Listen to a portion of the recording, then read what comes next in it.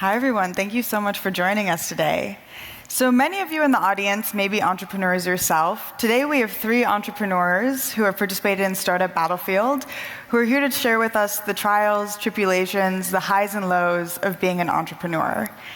Priscilla, I'd like to start with you.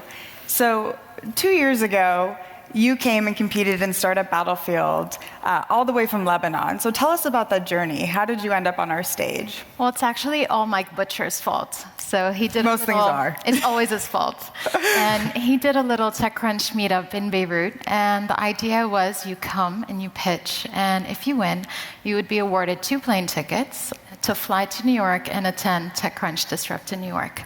So we got on that plane, and I remember that was actually the first time I met Bobby because he was pitching at TechCrunch Disrupt. And we got there, and we were sitting in the audience, and I said to my co-founder, Antoine, I said, we're going to launch on this stage. And 2 years ago, we did, right here in San Francisco. And what did you launch? We launched MyKey. So at MyKey, we empower users with the tools to seamlessly and securely control your digital workspace. Today on the market, we've got the MyKey Password Manager and Authenticator, which is an offline password manager that allows you to store and manage your passwords, your credentials, your IDs, your secure notes. And for enterprises, we've got MyKey for Teams, which is a portal that allows company administrators visibility and control over their team's digital workspace. Wonderful. And Aaron, you had a bit of a different experience. You were one of the very first Startup Battlefield companies before it was even called Startup Battlefield. Tell us about founding Mint.com, which was later acquired by Intuit for $170 million. How did you come up with the idea? Yeah, so we have quite a rich history with TechCrunch. We were not just one of the first, we were the very first winner of TechCrunch 40 back in 2007 for Mint.com, which I think today still is one of the most popular, if not the most popular, personal finance tool. And I did that purely out of frustration with using bad software like Quicken or Microsoft Money at the time. And ironically, I was put in charge of Quicken when we were acquired to try to turn it around. So I had to bash the software and then fix it, which was quite interesting. And eventually you left and you started something new. But before you tell us about what you're working on now, can you tell us, how did you know when it was time to leave? This is a question I get all of the time. Mint was on quite a tear. We launched here in 2007 and then announced the acquisition exactly 2 years later in 2009 at TechCrunch. Not a lot of time, and we were growing very rapidly. There are many people who thought that we sold too soon. There is actually, maybe even in Urban Dictionary, something called pulling a Patzer, which is very flattering, which means selling out too early. So I don't have any regrets about it. It was the financial crisis. It was the Great Recession. We were the first acquisition over $100 million for an 11-month period. And so when it was offered, I thought, I might as well take the win, because once you've taken the win, nobody can ever remove that from you. And I'd seen too many friends who had offers for a couple $100 million, turned it down, and ended up with nothing. And Bobby, you also sold your company, but yes. Before that, you went from stealth to announcing to the world what Verb was on the Startup Battlefield stage. Mm-hmm. What was that moment like when you launched out of stealth? You know, it was a really long time coming, because I had started Verb in 2011, and the concept behind it was, you know, why do we have to open up like 10 or 20 different browser tabs to do something like planning dinner or a night out or a movie? Why can't we do everything together? And so, you know, conceptually it was really interesting, but how do you actually turn that into a product? So that's why we stayed in stealth for over 2 years. And so 2014, using Battlefield as kind of that launch pad to actually explain explain to the world what the vision was just like, just really rewarding to actually show people what you're thinking about. And as I go back and I watch kind of that stream again, just seeing like what people were saying on social media of like, wow, this is a really cool solution, like this is really unique, was just like such great validation.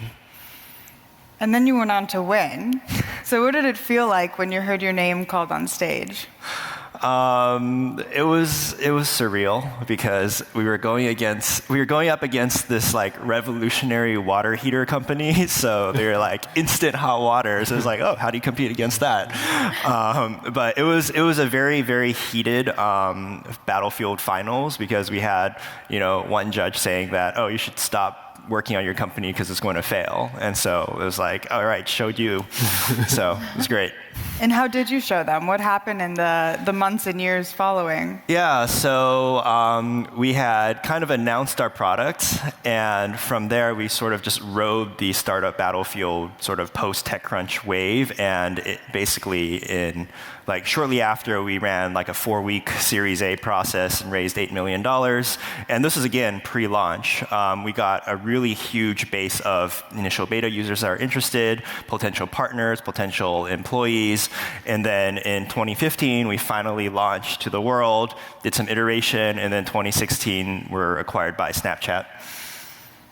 And today, are you still with Snapchat?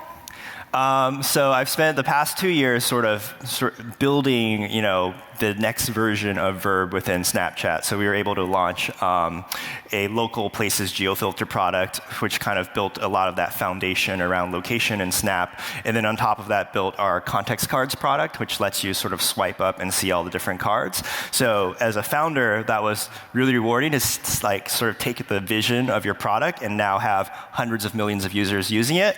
But at the same time, like I'm a founder, I really love the early stage stuff. And so more recently, kind of first time announcing it, like getting the best of both worlds, I've transitioned more into advisor at Snap while also becoming an angel advisor and investor. So kind of best of both worlds. And in the early side of this, Priscilla, so you're one of our more recent alumni here on stage. Can you tell us about where your journey is today, and are you still going to be based in Lebanon? Well, I'm actually very excited to finally be able to announce that we just raised our Series A of $4 million and from 3 investors. So we've got Beko Capital in Dubai, Leap Ventures in Beirut, and BNY Venture Partners, which are some of the best and biggest investors in the region. So we're really lucky to have them on board. And we are moving to New York, so we're very excited about that. A lot of the team will still be back home. It's a great place to be in. We have an awesome team. But in order to expand and be able to target the decentralized digital identity space under the enterprise vertical, the move is very strategic for us. So we're very excited about that. Do you feel that it's critical to expand to the United States in order to grow your market share, or could you do that still being based out of the Middle East? So I feel like having an online business, you have the opportunity to be able to build from anywhere, but you get to a point where, depending on the market that you're trying to target, being on the ground is essential. So yes, it's important for us to be here and to continue growing here. And what are some of the challenges you faced while trying to expand from Lebanon? Well, I'll say today one of the biggest challenges, or one of the things that I worry about the most, is creating that culture in a cross-continental way. Because when you're not always with the entire team, how do you make sure that you all speak the same language, that you have the same values, that you're all kind of building the same thing, but not on the product side, but in terms of the vision of the company? And in terms of the product itself, can you tell us a little bit about the story of how you came up with Mikey? Yeah, so this is a funny story, and this was back in around 2013. My uncle had moved to Houston, and that same year, my grandmother discovered Skype. So every evening, she would call me up to log her into her account, and she would say, oh, I forgot my password, I lost the paper on which I put down my password. And that was kind of just the starting point. My co-founder went on to develop a hardware device, which he came back and said, this is going to log her in without a username, without a password. And it actually worked. Fast forward a couple months later, we were building the hardware technology. The iPhone comes out with a fingerprint sensor. So why create something that you would additionally have to carry when you could just move that into a software, into your pocket, and have that on you at all times? So that was kind of the transition. And it all started from a pain point, and most people suffer from this password pain. And today I'm glad to say that we are solving this pain. Great. And Aaron, you're working on something new, I hear. Can you tell us a little bit more about what that is? I am. Like Priscilla here, I'm started the company out of a small country. So I no longer live in the Valley. I live in Auckland, New Zealand, and that is where Vital Software is located. My co-founder here is Dr. Justin Schrager, who's an emergency room doctor and a professor at Emory University. Vital makes software for emergency rooms. I don't know how many of you have been to an emergency room in the past couple of years. But there's 140 million visits every year in the US to the emergency room, and it's a terrible experience. I mean, not just because of the emergency. You're probably going to wait 2, 3, 4 hours. There's no communication that anything is happening. You feel like it's the worst night of your life, but a doctor won't talk to you forever. And so what we do is we have an easy patient check-in system, so you don't have to repeat why you're there over and over and over again. And then we have a bunch of artificial intelligence, natural language processing that listens to what you say, asks follow-up questions just like a doctor would, calculates within about 5 minutes of you getting there your probability of admission or discharge, what imaging you'll need, what labs should be run. All of that stuff is done with quite high accuracy, which required getting sort of a proprietary data set and a lot of natural language and neural net processing. And so we can do that accurately today, and more than that, more than the AI and workflow optimization, just give doctors and nurses and patients software that's usable. Most of the software in this industry it's literally Windows 98 software. It's hundreds or thousands of extra clicks. The stats are that doctors spend 2 hours in EHR software, electronic health records, for every hour that they spend with patients. Effectively, if you could flip that equation, you could double the number of doctors that you have in the country, and that would be good for all of us. Are we moving towards a future where we see algorithmic determinism in a medical context?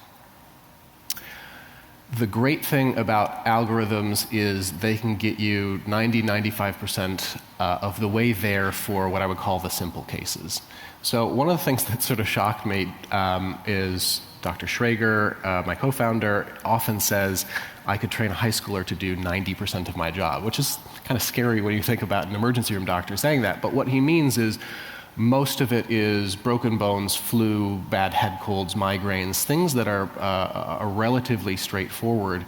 And if you can figure out which 90% that is, algorithmically, and leave the doctors and nurses to do the complicated and truly life-threatening things, it improves the whole process for everyone.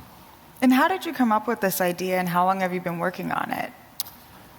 I've been working on this for 2 years. You won't find a website out there. There's nothing online. It's quite stealthy, simply because it's a very complex product to do something both patient side, for hospitals, for doctors and nurses to get all the HIPAA compliance and everything, and to work with a hospital. It takes a long time before they trust a startup to do the core software that they use day in and day out for managing patients. So it's been 2 years of just solid effort, and I've been doing a lot of the engineering myself. I might be known as a CEO or maybe as a product person, but I can't get away from the code.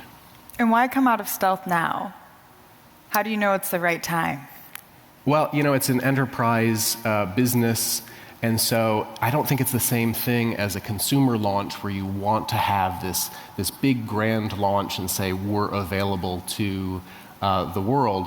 But finally, the software, it works, and it's beautiful, and I don't think anybody ever says that about software hospitals. Bobby, you also think software is beautiful, but you also stayed in stealth for 2 years. Do you wish you would have come out of stealth sooner?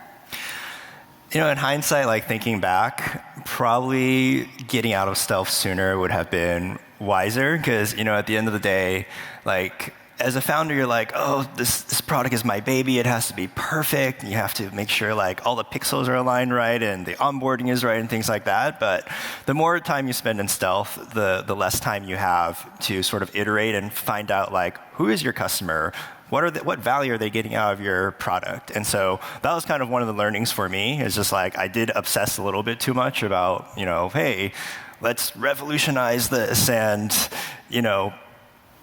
hit it with a bang. But like the odds of like getting everything right on the first time is really hard. So the lesson for me was like, yeah, launch earlier, like get feedback earlier, and sort of extend your runway a little bit more too. You were also sole founder. Yes. If you could do it again, would you have a founding team alongside you? I highly recommend against being a sole founder. It's just like, sure, the economics on paper look fantastic, but I will tell you, it really sucks being like the only person thinking about all the different aspects of your business, having to manage like, not only the technology, the product, investors, but also the people. And when you have people that you really trust and have worked with for a long time and are kind of on equal footing with you, like that emotional bond is just going to carry you so much further through that startup journey, because it's not like you launch and it just goes up from there. It's kind of you launch and you have this wild roller coaster and you have to be able to like persevere through that. So as a sole founder and an early stage startup founder, you're a statistical anomaly on top of a statistical anomaly. Absolutely. So don't use me as an example. Great. And then, Priscilla, there's a lot of challenges to being a founder, whether or not you're a sole founder or you have co-founders. In your case, you have co-founders. Can you tell us a little bit about how your team addresses self-care or a lot of the challenges and stress that comes with founding a company? That's a very good question, Sam. So I think, we've focused so much on building the business that sometimes we tend to forget that, there is such a thing as a burnout, or you need to take care of your emotional health and your well-being, because at the end of the day, if you're doing well, your company will do well, and vice versa. So it's really about adopting a balanced lifestyle. So if anybody has figured out how to do that, please let me know, because I still haven't. But it's really about taking it day by day, celebrating the wins and mourning the losses as well. But it's really important to celebrate the wins with your team. Pumps everybody up, reminds everybody why we're doing this, even though it is a constant struggle and it is difficult. And just remember to kind of be proud of the stuff that you achieved and to celebrate that with everybody. And how does your team celebrate their wins? So what we like to do usually is we'll get together and actually talk about wins and losses for the week. So it can go all the way from cookies and beer to maybe a little bit of champagne, depending on how successful the week was. But it's important to share, especially when you have different departments on the team, and sometimes on the development side of things or on the marketing side of things, people don't know what numbers were hit or what KPIs were met. So it's important to get everybody together to celebrate and know where the company is at today and what everybody is doing. And it's not that being a startup founder comes without sacrifices. You celebrate the wins and the losses, but there's other things you're giving up. So Paul Graham recently said that he thinks YC shouldn't fund high school students because they're missing out on life experiences. You've all founded companies very young. Aaron, can you tell us a little bit about whether or not you agree with that statement? Do you wish you would have waited to found the company until much later in life? No, I don't think I would have wanted to wait. So I started Mint when I was 25. And yeah, it has downsides. I remember that I was basically celibate for a year in my mid-20s, just because I was too busy to date. But I actually, at the time, I thought that I was old. I thought that I had waited too long. The great thing about being in your 20s or early 30s is, prior to having a family and a mortgage, like, what's the worst thing that could possibly happen? And so, I had a stable job, and I was earning a good salary out of grad school. And I just decided I could live with going broke and moving in, back in with my parents, but I couldn't live with not giving it a shot. And it's hard every day to watch your bank account, drain further and further down. But that's the kind of thing that you absolutely ought to be doing in your 20s. I don't know that you should do it in high school as far as Y Combinator, but I think as soon as you turn 20, you're old enough. And did you feel that it delayed life experiences for you? Yes. I triple majored in university. I went straight into grad school. I started companies sort of straight after that. I never took a gap year or traveled to Europe or did all those things. I didn't get drunk or smoke a cigarette or try pot until, I was like in my late 20s. I didn't do any of that. I didn't do anything bad because I was just so focused on just making sure that the company was successful, that I was successful. And so, yeah, I lived my 20s in my 30s. Bobby, did you feel the same way? Aaron's story sounds like really, really familiar. Like I started my first company when I was 15, creating desktop software for Windows 95, so back in the day. And then in college, I was just all into entrepreneurship. Also, did 3 degrees at MIT over 4 years. So kind of just like, just constantly thinking about, hey, I want to do startups, just being super ambitious. Like, hindsight, like looking back at my life, no regrets, obviously. But again, like it does delay life experiences, right? You have to make certain trade-offs. Like example, like I'm in my 30s, all of my friends are married, they have kids, I am single, and literally my colleagues at Snap just like 2 months ago helped me set up my Tinder profile. So, there's a lot of things that you have to, you make some life decisions, but wholeheartedly, like, in your 20s, absolutely go for it. If you're in your 30s or 40s, again, you just start a company and you're a little bit wiser. So I think any time is good to start a company. Priscilla, what advice do you have for founders who are thinking about starting a company today? Well, I would say that while it is kind of difficult, I think the most difficult thing is to take the leap. So all of us were doing things before starting the companies. Make a little list of, for example, 3 things that you want to be able to get through to say, okay, I'm ready. Because if you're going to wait to have all your cards on the table, then it's really never going to happen. And you just really need to just take a leap of faith. Make sure you're building something that your market needs, and make sure that you're creating value for your end user, and all will be well. And Aaron, what advice do you have for founders starting today? Is it harder for them than it was for you when you started Mint? Well, it's more crowded. The big advice that I've learned, I think I'm on sort of my 7th startup, and I've failed even a few times after Mint, which maybe is surprising. You'd think that you've learned enough, and it increases your chance of success, but being in the startup world is very difficult. I think the biggest lesson learned is, rather than trying to create a new market, I think your best opportunity is to find a big existing market where the software is old and crap. And honestly, all software should be redone every decade. So Mint now is about 12 years old. It's ripe for disruption because it's that old. Any software that's more than 10 years old should probably be destroyed. So you want people to destroy or disrupt you, baby? Yeah, but that's okay. Bobby, do you feel the same?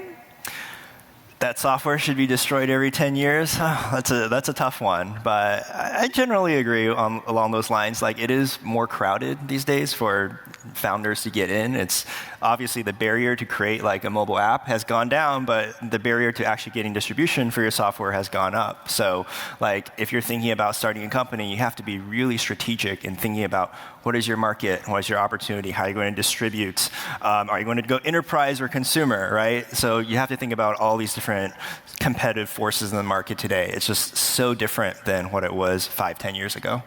And part of the reason that you've moved to Snap's advisory board is that you want to spend more time sharing advice with founders. And so how do you plan to do that? Well, it's just like I love meeting founders. So, a lot of people through my network will say, hey, this founder is trying to build a consumer startup doing this. Come meet Bobby. And so I'll kind of sit down with them and, hear kind of their pitch, their product, and give them advice on what to do. I'm pretty direct in my feedback. So sometimes it might not be easy to hear, but, it's always fun sort of just paying it forward and supporting founders that want to sort of pursue their vision. And how can those founders reach you? Well, figure out what my email is, or you can tweet me at BLO, or, figure out what my Snap handle is. Good luck with that. Wonderful. Well, we know you're all really busy building empires all over the world, so thank you so much for joining us today and sharing your advice with the audience. Thanks, Sam. Thank you.